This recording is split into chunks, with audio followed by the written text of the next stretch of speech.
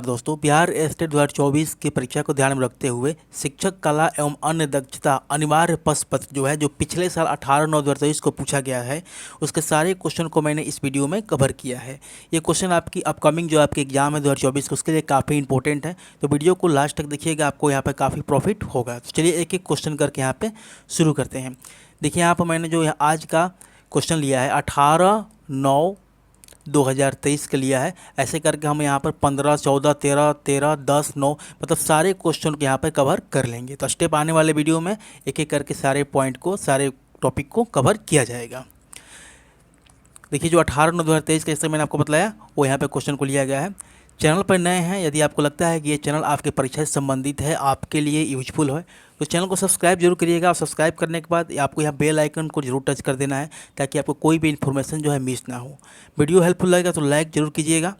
देखिए पहला क्वेश्चन है, तथ्य से संबंधित ज्ञान है। तथ्य से संबंधित ज्ञान है, तो यहाँ पर इस तरीके से क्वेश्चन रहेंगे। आपको यहाँ पे 4 ऑप्शन दिया रहेगा, तो आपको यहाँ पे चुनना है कि दिए गए ऑप्शन में से इसका करेक्ट आंसर क्या होगा। तो इसके आंसर की बात करते हैं तो ऑप्शन सी इसका हो जाएगा। तथ्य से संबंधित जो ज्ञान है प्रक्रियात्मक ज्ञान से संबंधित है। चलिए नेक्स्ट क्वेश्चन देखेंगे। तत्वों को एकत्रित कर नवीन स्वरूप आकार देना है। यहाँ पर दिए गए ऑप्शन में से आपको बतलाना है कि तत्वों को एकत्रित कर नवीन स्वरूप को आकार देना यहाँ पे क्या कहलाता है। तो इसका जो आंसर हो जाएगा संश्लेषण। ऑप्शन बी इसका करेक्ट आंसर हो जाएगा। आगे देखिए, इनमें से एक सामाजिक कौशल सहयोगी कार्य योजना से विकसित नहीं होती है। यहाँ पर दिया गया 4 ऑप्शन है, आपको बतलाना है कि कौन से यहाँ पे जो कौशल है सामाजिक कौशल सहयोगी कार्य योजना से विकसित नहीं होती है। देखिए प्रत्येक व्यक्ति के जीवन में शिक्षा का वास्तविक लक्ष्य सामाजिक कौशल और चारित्रिक विकास ही होता है, लेकिन यहाँ पे जो ऑप्शन डी है ये सामाजिक कौशल सहयोगी कार्य योजना से विकसित नहीं होती है, प्रोत्साहन। इसका जो करेक्ट आंसर हो जाएगा ऑप्शन डी हो जाएगा। आगे देखेंगे, सबसे कम आकर्षक शिक्षण विधि है। ऐसी शिक्षण विधि जो काफ़ी आकर्षण नहीं है, तो ऑप्शन ए व्याख्यान, ऑप्शन बी कार्यभार, ऑप्शन सी परियोजना और ऑप्शन डी संगोष्ठी है। तो दिए गए ऑप्शन में संगोष्ठी इसका करेक्ट आंसर हो जाएगा। संगोष्ठी विधि सबसे कम आकर्षक शिक्षण विधि है। संगोष्ठी एक प्रकार की चर्चा विधि है। यह विधि तथ्यों को विश्लेषण और एकीकरण के लिए छात्रों के चिंतन प्रक्रिया को उत्तेजित करती है। देखिए नेक्स्ट क्वेश्चन देखेंगे, शिक्षण विधि जो शिक्षार्थी को वास्तविक समस्या में शामिल करता है, इसका आंसर क्या होगा। तो देखिए इसका आंसर देखते हैं, श्रुतलेख हो जाएगा। श्रुतलेख वह शिक्षण विधि है जो शिक्षार्थी को वास्तविक समस्या में शामिल करता है। श्रुतलेख का अर्थ सुने हुए को लिखना या सुनकर लिखना होता है, इसे इमला भी कहते हैं। नेक्स्ट क्वेश्चन देखिए, शिक्षार्थी निष्क्रिय रहते हैं, तो इसका आंसर हो जाएगा व्याख्यान विधि में। व्याख्यान विधि में शिक्षार्थी जो है निष्क्रिय रहते हैं। यहाँ पर व्याख्यान विधि में होता क्या है, तो व्याख्यान विधि में यहाँ पर होता है जैसे कि एक शिक्षक केंद्रित विधि है। यहाँ पर शिक्षक विभिन्न विषयों पर व्याख्यान देता है, लेकिन जो आपकी आयोग है, जो आपकी समिति है, ये क्वेश्चन का जो आंसर है ऑप्शन डी को करेक्ट मानी है, लेकिन इसको देखा जाए तो ऑप्शन बी इसका करेक्ट आंसर हो जाएगा। मैं आपको दोनों बतलाना चाहता हूँ कि इसका जो करेक्ट आंसर हो जाएगा ये होगा, लेकिन जो आपकी समिति है इसको सही मानी हुई है। चलिए नेक्स्ट क्वेश्चन देखते हैं, परिसंवाद एक प्रकार का क्या है। ठीक है, आपको ऑप्शन में से बताना है कि परिसंवाद एक प्रकार का क्या है। तो पहला ऑप्शन खोज विधि है, ऑप्शन बी विचार विमर्श विधि है, ऑप्शन सी व्याख्यान विधि है, ऑप्शन डी प्रदर्शन विधि है। तो देखिए यहाँ पे जो परिसंवाद है एक प्रकार की परिदर्शन विधि है। जो परिसंवाद है वो एक प्रकार की क्या है, प्रदर्शन विधि। ऑप्शन डी इसका करेक्ट आंसर हो जाएगा। नेक्स्ट क्वेश्चन देखेंगे, अनुभाजी ह्यूरिस्टिक का अर्थ आपको बतलाना है कि अनुभाजी ह्यूरिस्टिक का अर्थ क्या है। देखिए दिए गए ऑप्शन यहाँ पर देखेंगे, पहला ऑप्शन है जांच करना, दूसरा ऑप्शन है सिर्फ करना, ऑप्शन बी है दिखाना और ऑप्शन डी है कार्यवाही करना। तो अनुभाजी ह्यूरिस्टिक का अर्थ होता है जांच करना, तो ऑप्शन ए इसका करेक्ट आंसर हो जाएगा। देखिए ये एक प्रकार की विधि है। इस विधि के अनुसार बच्चे को कम से कम बताकर उन्हें स्वयं अधिक से अधिक खोज कर सत्य के पहचान पर बल दिया जाता है। ओके नेक्स्ट देखिए, खेल एक स्वाभाविक प्रवृत्ति है कहा, इसको किस, ये लाइन जो है स्टेटमेंट को किसने कहा है। इसको लाइन को किसने कहा है? तो इसका जो आंसर हो जाएगा ऑप्शन ए, कैल्डवेल कुक ने कहा है। खेल के माध्यम से महत्वपूर्ण दक्षताओं और जीवन कौशलाओं को पता लगा सकते हैं, इस चीज़ को कहा था हेनरी कैडवल कुक, एक ब्रिटिश हैं जो अपनी बुक जो है द प्ले वे उसमें इन्होंने इस चीज़ का जिक्र किया है। आगे देखिए, भ्रमण वृद्धि विकसित करता है। देखिए इसका जो आंसर हो जाएगा ऑप्शन नंबर सी, प्रत्यक्ष ज्ञान। भ्रमण वृद्धि द्वारा प्रत्यक्ष ज्ञान प्राप्त होता है। जिससे क्या होता है कि जिससे कि जो हमारी इंद्रियां हैं, मन है, मन की सहायता से ज्ञान होता है, वो प्रत्यक्ष ज्ञान कहलाता है। इस तरीके की जो चीज़ें होती हैं उसे प्रत्यक्ष ज्ञान कहते हैं। विषय वस्तु निर्धारित करता है, विषय वस्तु निर्धारित करता है।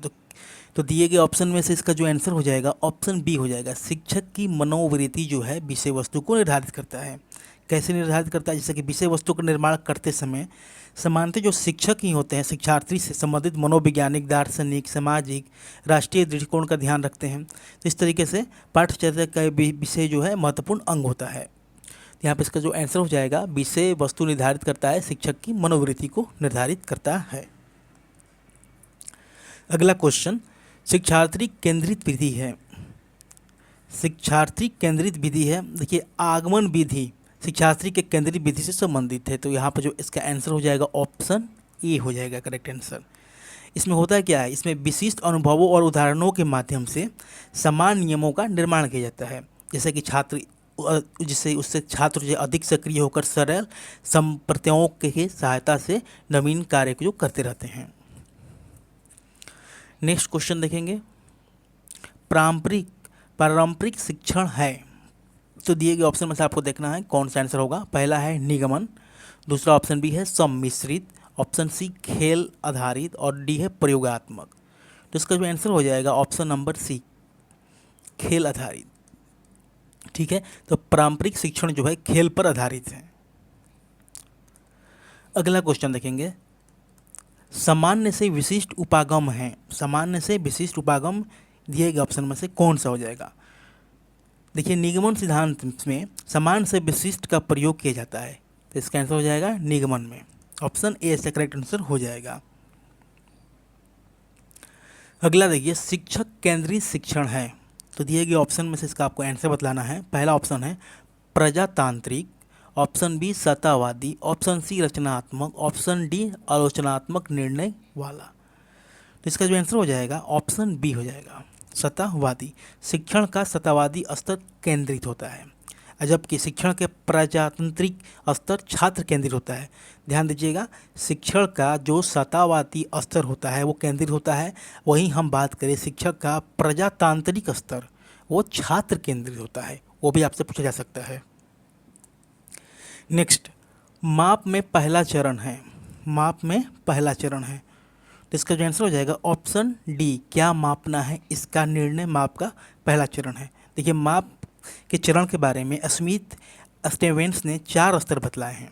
पहला स्तर उन्होंने क्या बताया कि नामिक मापक। ठीक है, पहला स्तर बताया गया था। दूसरा स्तर बतलाया गया है क्रमिक मापक।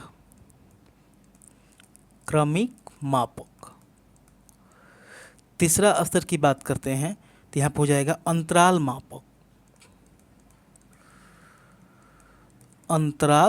मापक। और चौथा स्तर जो बतलाया गया है वह अनुपात मापक।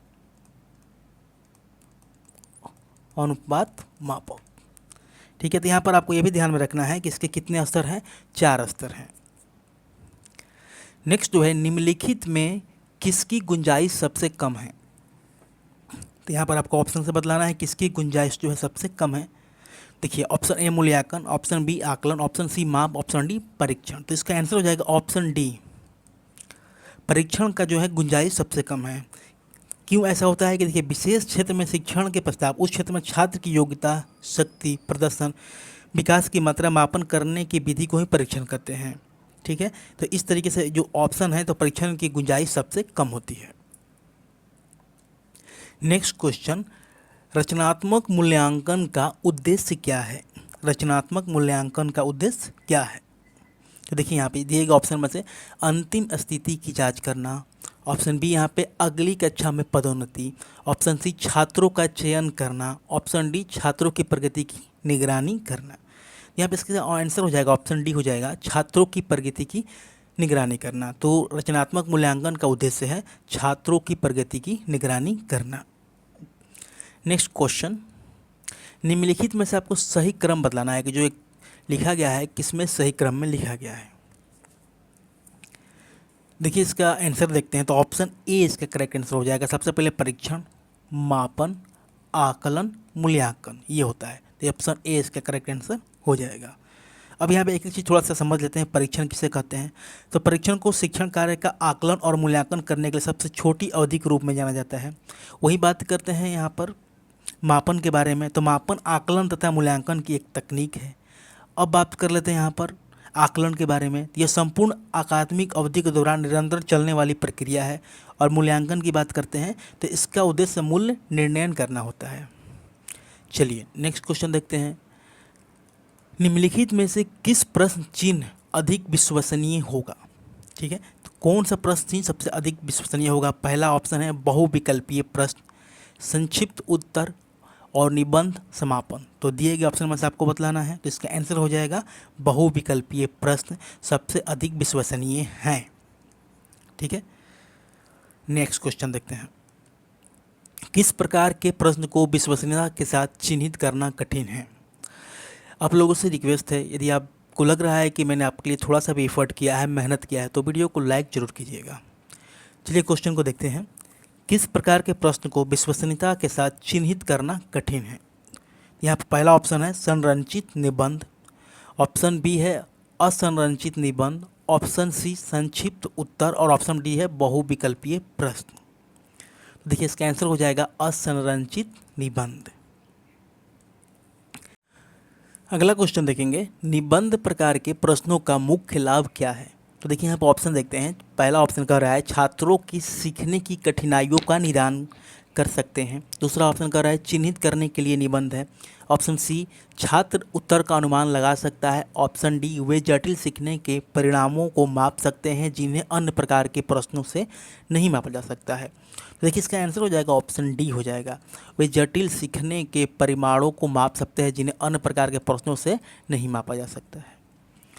नेक्स्ट क्वेश्चन देखेंगे, सबसे व्यापक रूप से लागू परीक्षण आइटम कौन सा है। सबसे व्यापक जो है, देखिए पहला ऑप्शन है मिलान, ऑप्शन बी है MCQ, ऑप्शन सी समापन, ऑप्शन डी संक्षिप्त उत्तर। तो इसका जो आंसर हो जाएगा MCQ मतलब multi choice question. Next question, आधुनिक बौद्धिक परीक्षणों के संस्थापक कौन थे। देखिए यहाँ पहला ऑप्शन है टर्मन, ऑप्शन बी है अस्टर्न, ऑप्शन सी गिलफोर्ड और ऑप्शन डी है अल्फ्रेड बिनेट। तो इसका जो आंसर हो जाएगा ऑप्शन डी हो जाएगा अल्फ्रेड बिनेट। ठीक है, अल्फ्रेड बिनेट द्वारा प्रथम आधुनिक बुद्धि परीक्षण 1904 में विकसित किया गया था। आई होप वीडियो आपको पसंद लगा होगा, पसंद लगा हो तो लाइक जरूर कीजिएगा और चैनल पर नए हैं तो सब्सक्राइब जरूर कीजिएगा। यदि आपको कोई सुझाव देना है, आपको लगता है कि वीडियो में कुछ और सुधार करना चाहिए, तो कमेंट सेक्शन में अपनी राय जरूर दीजिएगा। Thanks for watching this video.